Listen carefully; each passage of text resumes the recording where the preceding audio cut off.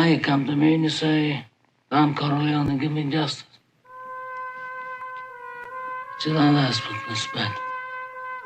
Assalamualaikum warahmatullahi wabarakatuh. Selamat datang di channel film kita. Kali ini kita akan mengulas alur cerita dari film paling legendaris, yaitu The Godfather. Kita langsung saja ke alur ceritanya. The Godfather merupakan film legendaris yang tak hanya berhasil menjadi film terbaik dengan 3 kali mendapatkan penghargaan Oscar, tetapi juga menjadi film dengan rating 9,2 di IMDb. Cerita dalam film The Godfather berpusat pada konflik yang menimpa keluarga mafia Don Vito Corleone. Aksi kekerasan, penindasan, bisnis ilegal, dan kriminalitas merupakan aspek yang ditampilkan dalam film The Godfather ini. Dikisahkan Don Vito Corleone merupakan pimpinan kelompok mafia paling berpengaruh di Amerika Serikat.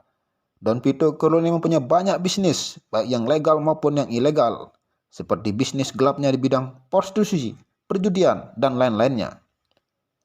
Walaupun Don Vito Corleone sangat sukses dan kaya, namun dia sosok orang yang baik hati, selalu mengulurkan tangan membantu orang yang kesusahan, sehingga dia dijuluki sebagai The Godfather, yang kemudian dijadikan judul film ini. Persaingan bisnis di New York kala itu melibatkan 5 keluarga besar mafia, yaitu Corleone, Barzini, Tartaglia, Cuneo, dan Stracci. Persaingan dan permainan kotor, halal dan haram kerap dilakukan di antara mereka. Suatu hari saat pernikahan anaknya, Don Vito Corleone menerima salah seorang kepala gangster Sollozzo yang merupakan seorang bandar narkoba dari keluarga Tartaglia. Karena dianggap mengendalikan politisi dan polisi, si kepala gangster bernama Sollozzo menawarkan bisnis narkoba dengan keuntungan yang sangat menggiurkan. Sayangnya, Don Vito Corleone menolak tawaran kerjasama untuk menggeluti bisnis barang haram tersebut. Karena bagi Corleone, bisnis narkoba bisa merusak negara dan generasi muda. Penolakan tersebut lantas membuat Sollozzo geram dan sakit hati, kemudian berencana untuk membunuh Don Vito Corleone. Aksi pembunuhan pun terjadi. Don Vito Corleone ditembaki saat berada di pasar buah, namun nyawanya berhasil selamat. Selama dalam masa pemulihan, Don Vito Corleone praktis tidak bisa lagi menjalankan kerajaan bisnisnya. Anak pertamanya, Sonny Corleone, lalu menggantikan posisi ayahnya sementara. Tapi di bawah kepemimpinannya, bisnis keluarga justru berada di ambang kehancuran. Anak keduanya, Michael Corleone, lantas memberi usul untuk membunuh Sollozzo.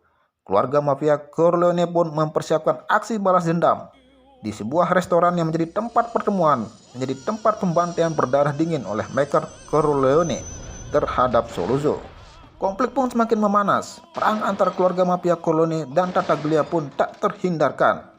Akibat perbuatannya membunuh Sollozzo, Michael lantas menjadi incaran pembunuhan dan akhirnya diselundupkan pulang ke sebuah desa kecil di Sisilia, Italia. Di sana diceritakan kisah romantis kehidupannya bersama seorang gadis cantik kembang desa yang akhirnya dinikahinya. Tetapi perjalanan cinta Michael di Italia tidak berjalan lama. Ternyata musuh keluarga Corleone sudah menyuap salah satu bodyguardnya untuk menaruh bom di mobil yang dikendarai oleh istri Michael. Dan bom itu meledak.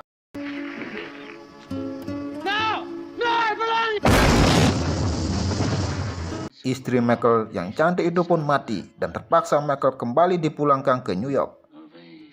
Pulangnya dari Italia, Michael menemukan peperangan terbuka sudah terjadi antara keluarga Vito Corleone dengan kepala mafia lainnya yang berujung pada matinya Sonny Corleone, anak tertua dari Don Vito Corleone. Sonny dihabisi dengan cara diberondong puluhan kali tembakan sampai tewas di tempat. Dari peristiwa ke peristiwa perseteruan antar geng mafia tersebut, Don Vito Corleone akhirnya memutuskan untuk menawarkan gencatan senjata. Rapat para kepala mafia pun diadakan. Don Vito yang tidak mau lagi kehilangan anggota keluarga lainnya membuka pintu damai dengan semua keluarga mafia lainnya.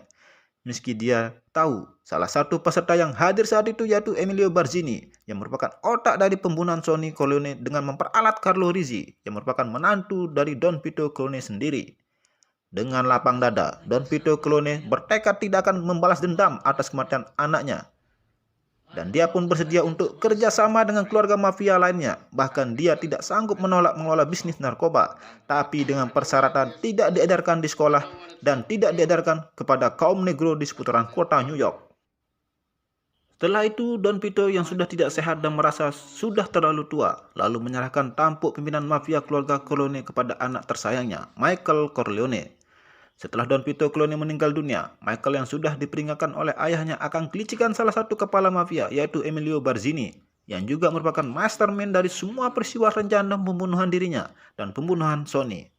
Michael pun mengambil langkah cepat, menyusun rencana balas dendam. Anak buah keluarga Corleone membunuh satu persatu musuh keluarga Corleone atas perintah Michael. Di balik sifat cool dan kalemnya, ternyata Michael menyimpan sifat kejam dan tanpa kompromi. Michael membersihkan semua pengkhianat dari keluarga Corleone dan membasmi habis 4 keluarga mafia yang merupakan pesaing bisnis keluarga Corleone. Emilio Barzini pun menjadi salah satu korban. Selain itu, Michael Corleone juga menghabisi pengusaha kasino di Las Vegas yang menghalangi dirinya untuk membeli saham mayoritas bisnisnya. Michael memang ingin melebarkan bisnis ke Las Vegas karena kota New York saat itu sudah tidak kondusif, karena perang terhadap mafia memang mulai direncanakan oleh pemerintah federal. Selain aksi balas dendam kepada musuh keluarga, Michael pun membersihkan anggota keluarga dan loyalis yang menjadi musuh dalam selimut, termasuk adik iparnya Carlo Rizzi yang sering ringan tangan terhadap adik perempuannya, terbukti mengaku terlibat pembunuhan Sonny.